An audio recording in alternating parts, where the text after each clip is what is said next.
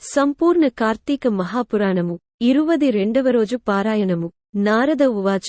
ఓ పృథురాజా, రాహువు చెప్పిన విషయాలన్నీ వినగానే క్రోధోద్రిక్తుడైన జలంధరుడు శివునిమీద రణభేరి వేయించాడు.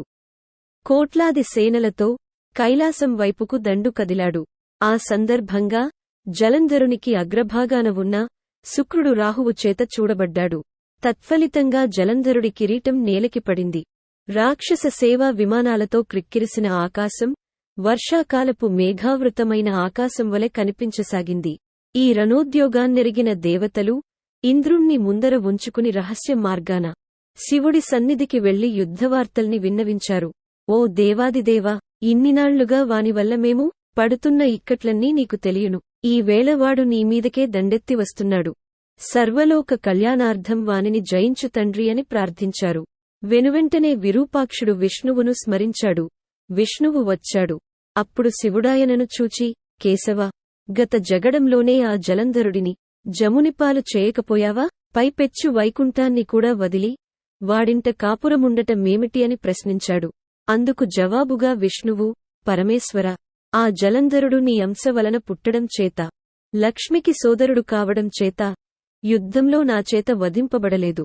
కాబట్టి నువ్వే వానిని జయించు అని చెప్పాడు. అందుమీదట శివుడు, ఓ దేవతలారా, వాడు మహాపరాక్రమవంతుడు.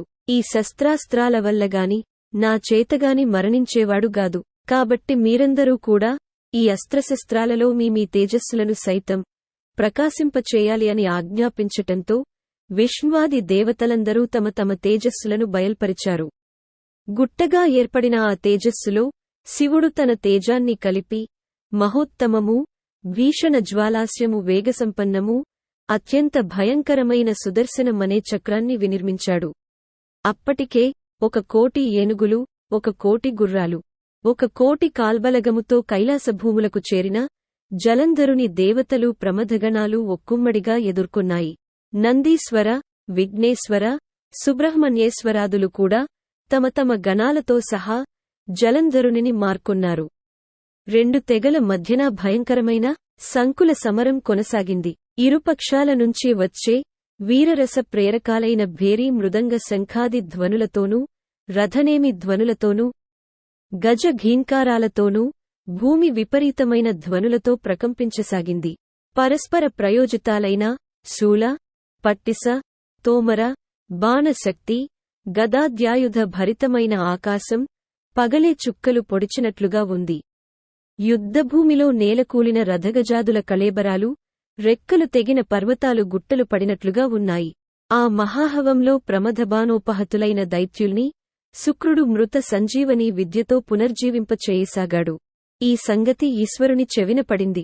తక్షణమే ఆయన ముఖం మంచి కృత్య అనే మహాశక్తిని ఆవిర్భవించింది. అది అత్యంత భయంకరమైన తాలు జంఘోదర వక్త్ర స్తనాలతో మహావృక్షాలను సైతం కూలగొడుతూ రణస్థలిని చేరింది. శ్లోకం.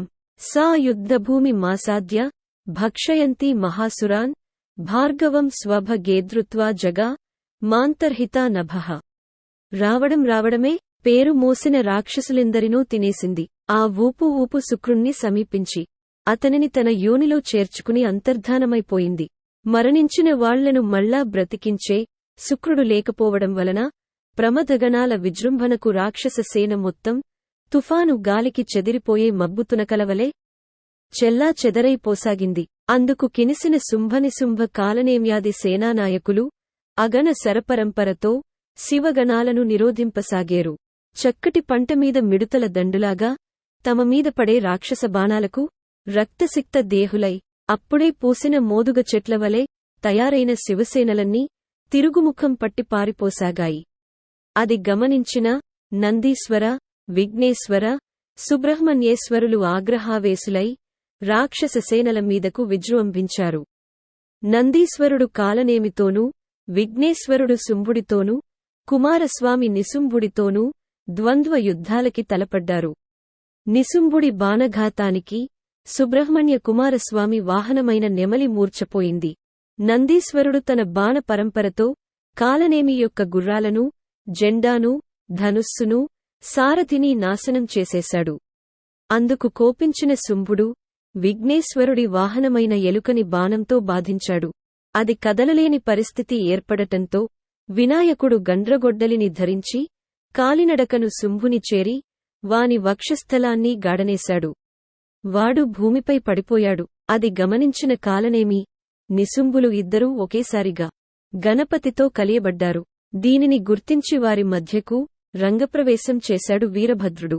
వినాయకునికి సహాయార్థమై వీరభద్రుడు కదలగానే కూస్మాండ, భైర, బేతాళ, పిశాచ, యోగినీ గణాలన్నీ ఆయనను అనుసరించాయి. గణసహితుడైన వీరభద్రుని విజృంభణతో రాక్షసగణాలు హాహాకారాలు చేశాయి. అంతలోనే మూర్ఛదేరిన నందీశ్వర, కుమారస్వాములిద్దరూ పునఃయుద్ధంలో ప్రవేశించారు. వాళ్లందరి విజృంభణతోనూ వీగిపోతూన్న తన బలాన్ని చూసిన జలంధరుడు అతి అనే పతాకం గల రథంపై వచ్చి ఈ సమస్త గణాలను ఎదుర్కొన్నాడు. జలంధరుడి బాణాలతో భూమ్యాకాశాల మధ్య ప్రాంతమంతా నిండిపోయింది.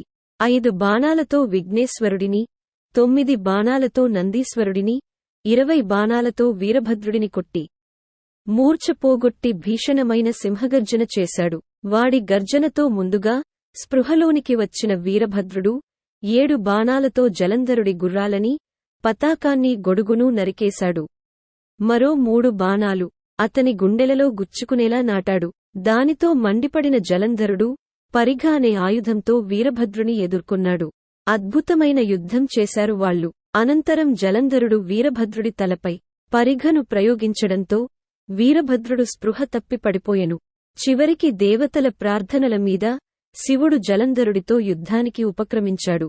అతడిని యుద్ధంలో జయించడం శివుని శక్యం కాలేదు.